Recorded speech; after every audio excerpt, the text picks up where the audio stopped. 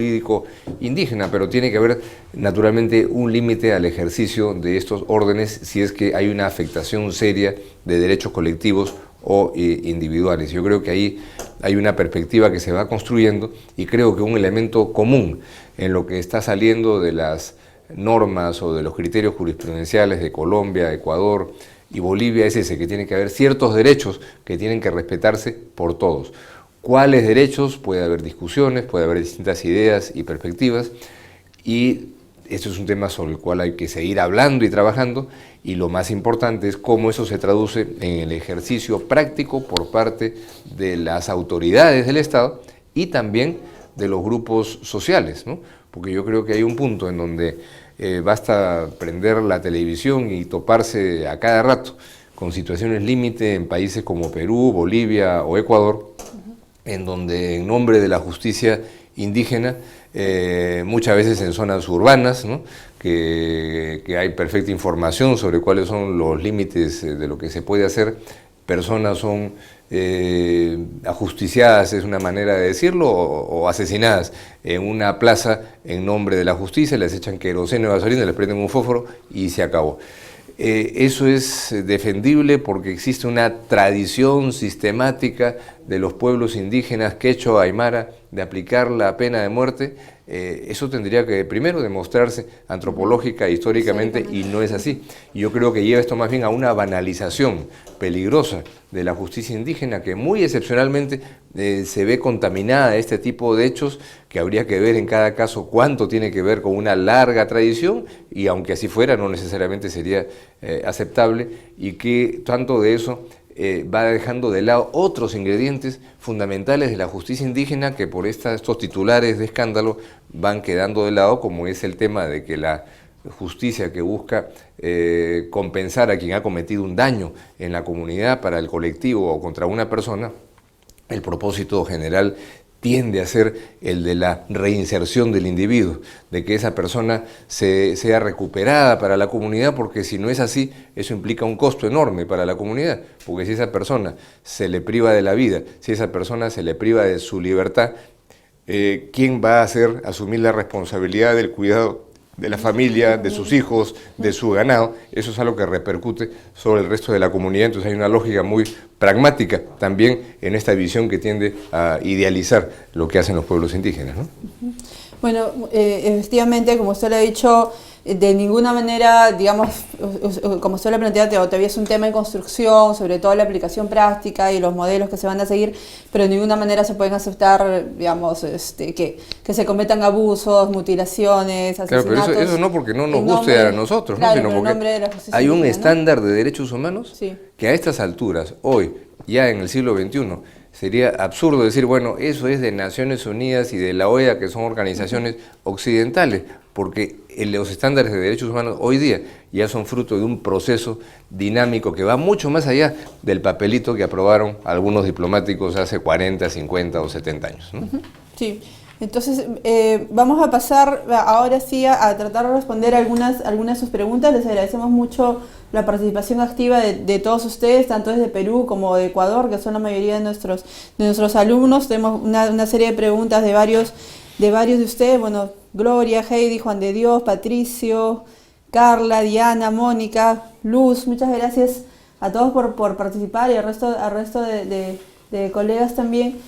Creo que sobre el tema de derechos humanos y los límites ya hemos hablado en esta clase en vivo, pero hay un par de temas que de las preguntas que estamos recibiendo que quizás nos falta hacer un poco más de énfasis. El primero que nos están preguntando, doctores, sobre las leyes de coordinación. Primero, ¿cómo debería ser la coordinación entre la justicia indígena y la justicia estatal? Y segundo, si es necesario que se dé una ley de coordinación o no. Y que es un poco de lo que hemos hablado, ¿no? Y si en esta ley de coordinación se podría considerar, por ejemplo, que la justicia indígena fuera una primera fase dentro de un proceso y luego el caso pase a la justicia estatal, o cómo podría, si es posible, digamos, que haya una coordinación entre ambos sistemas que en teoría aparentemente parecen ser muy, muy diferentes, ¿no? Sí, mira, hoy día las sociedades están dinámicamente relacionadas. Toda la gente está relacionada a todo el mundo, ¿no? Un productor de papa o de yuca en los interiores de Perú o de Bolivia está conectado al mercado, está conectado a la información de cuáles son los precios que existen para vender sus productos o comprar los insumos, ¿no? La educación en la escuela pública está felizmente extendida y generalizada, no con la calidad que se quisiera, pero está en todos lados, ¿no? Entonces, el orden jurídico está en permanente interacción, lo diga o no lo diga una ley o una sentencia de la Corte Constitucional o quien fuera. Pero sí es bueno, ¿no? Sí es bueno que eso se diga en blanco y negro. Yo no soy muy entusiasta con que se pretenda resolver estos dilemas con normas muy específicas, muy reglamentaristas, sea por una ley o por una decisión judicial, porque este es un proceso justamente muy vivo y esto tiene que ir saliendo de esta interacción en donde por supuesto el Estado tiene finalmente la última palabra, porque estamos dentro de estados nacionales. Entonces, eso puede hacerse a través de reglamentos que establezcan bases y principios fundamentales o de la jurisprudencia que establezca cosas también en esa perspectiva. Cuánto de lo que ese orden jurídico se haga y decida pueda a su vez ser revisado por las instancias estatales, ese es uno de los puntos más importantes, porque evidentemente si todo lo que se hace en el orden jurídico va a ser puesto patas arriba después por el orden jurídico estatal, sería un cuento esto de la interacción de órdenes jurídicos, pero tiene que haber situaciones límite en donde hay ciertos espacios, ¿no? Es decir, puede haber un elemento sancionatorio en el que, por ejemplo, un grupo indígena establece la sanción de privación de la libertad y que eso se hace dentro de instalaciones de la propia comunidad y que no tienen nada que ver con el orden estatal. Es un asunto complejo, ¿no? Es un asunto complejo porque se supone que la detención de una persona obedece no solamente a una sanción, sino a un propósito de reinserción, a una dinámica en donde el Estado tiene ciertas obligaciones también, ahí no se trata tanto de derechos del Estado. Entonces, yo creo que el concepto clave en todo esto es pluralismo y diálogo.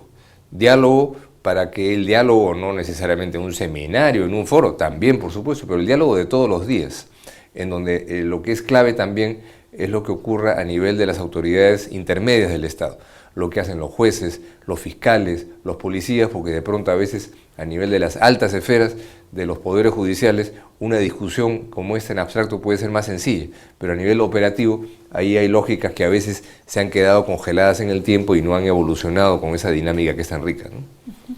Yo creo que otro punto a tomar en cuenta para tratar de, digamos, de ir encontrando salidas es que además la justicia indígena es parte, digamos, de los derechos de los pueblos indígenas y es parte además de una cultura, ¿no? Entonces, digamos, no es un tema aislado, sino que se tiene que ver en el contexto, digamos, de cómo están estas culturas indígenas, que en muchos casos, creo que en Perú y Ecuador la situación es parecida, aunque de repente es mucho más en Perú, lo que voy a decir, son comunidades que ha habido mucha migración, son comunidades que están a veces ya, no necesariamente tienen esta vida colectiva o esta fuerza cultural que tenían antes. Entonces en ese contexto a veces aparece alguien que ni siquiera es de la comunidad o a una persona simplemente se le ocurre por una cuestión de celos o envidia o lo que sea y aprovecha, digamos, esta, en teoría, justicia indígena para abusar de otras personas o para cometer maltratos, ¿no? Entonces creo que una cosa que se ha olvidado es que el reconocimiento de la justicia indígena es solo parte, digamos, de una política sobre los pueblos indígenas que debería tener el Estado y que debería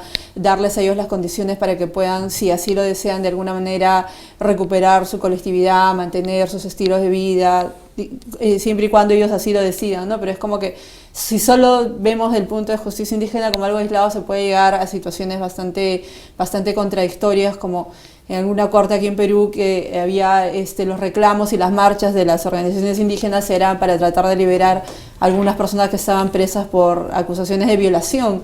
Y uno analizando los expedientes eran casos de violación, pero sin embargo estas organizaciones habían decidido por X motivos luchar para que estas personas salgan de la cárcel. Entonces era una situación ya media compleja y ahí aprovecho para trasladar algunas preguntas que nos ha llegado, que justamente esta preocupación que hay también por la situación de la mujer, ¿no? dentro de la justicia indígena y cómo, digamos, el Estado de alguna manera puede o debería quedar al margen y dejar que ellos hagan lo que sea, ¿no? Que se plantea en otro nivel en Europa. La Corte Europea de Derechos Humanos opta a veces por buscar los consensos entre distintas percepciones culturales en Europa, que hay muchos países islámicos, ¿no? Sí. Entonces, yo creo que ahí hay un elemento absolutamente crucial, ¿no? Es decir, si estamos construyendo estándares de derechos humanos en base a este diálogo, a esta interacción, en nombre de ese respeto al pluralismo jurídico, se puede aceptar ciertas vulneraciones fundamentales a los derechos de la mujer, o más bien el deber del Estado y de la sociedad democrática es enfrentar esas vulneraciones. Y voy al ejemplo de la lucha contra la discriminación racial en los Estados Unidos en la década del 60. El consenso nacional en ese país, la identidad cultural, digamos, del momento era racista. Y fueron más bien algunos líderes políticos, fue la Corte Suprema de los Estados Unidos que dijeron no, hay que cambiar esto, tenemos que marchar en una dirección diferente. Entonces, alguien podría decir, eso fue una lógica eurocéntrica que afectó la identidad de los pueblos indígenas blancos de los Estados Unidos para ser racistas. Evidentemente que sería un absurdo, ¿no? Entonces, esos valores abstractos del respeto del derecho de la mujer no vienen del cielo, vienen de una dinámica social de los siglos y en especial de los últimos 50 años, en donde son casi deberes esenciales sustantivos, ¿no? Entonces, es decir, bueno, en nombre del pluralismo jurídico podemos aceptar mutilaciones genitales, cosa que felizmente no ocurre en América Latina mucho. Hay algunos grupos indígenas en la región amazónica que sí hay mutilaciones genitales. ¿Tiene el Estado que hacer algo frente a eso? ¿O en nombre del pluralismo jurídico tenemos que asumir que así es y así debe de ser? Yo pienso claramente que no es eurocentrismo afianzar los derechos respetuosamente, porque sí es un ingrediente de la identidad étnica, buscando generar información, buscando generar la opción de que lo hagan, que no hagan eso, por ejemplo, ¿no? Sí, justamente nos están preguntando si, digamos, dentro de las decisiones de la Corte ha habido algunos criterios que se hayan establecido para el tema de justicia indígena. Sin embargo, creo que todavía no ha llegado algún caso de esta materia. Directamente ¿no? Pero están todos estos ingredientes que mencionaba, sí, de lo que significa el ingrediente de la posesión como título de propiedad, pero está claramente insertado el concepto del pluralismo jurídico, que el derecho indígena existe y que en el orden mayor tiene que ser tomado en cuenta, no simplemente saber que existe, sino tomado en cuenta porque tiene elementos sustantivos que son parte del orden jurídico democrático, ¿no? Así es.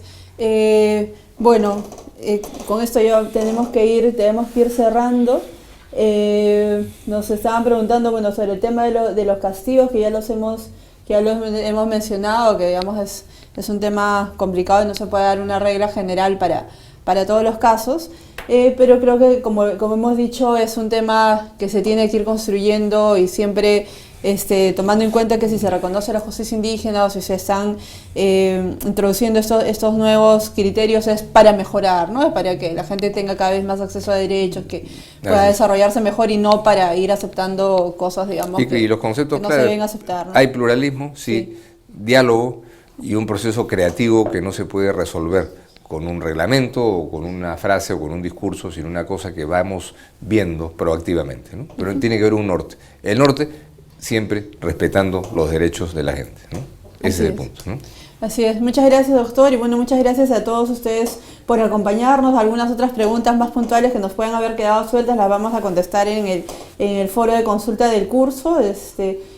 Vamos a trasladar todas sus preguntas para poder ahí desarrollar algunas otras cosas. Quiero agradecerles a todos nuevamente por su participación y por habernos acompañado en este curso.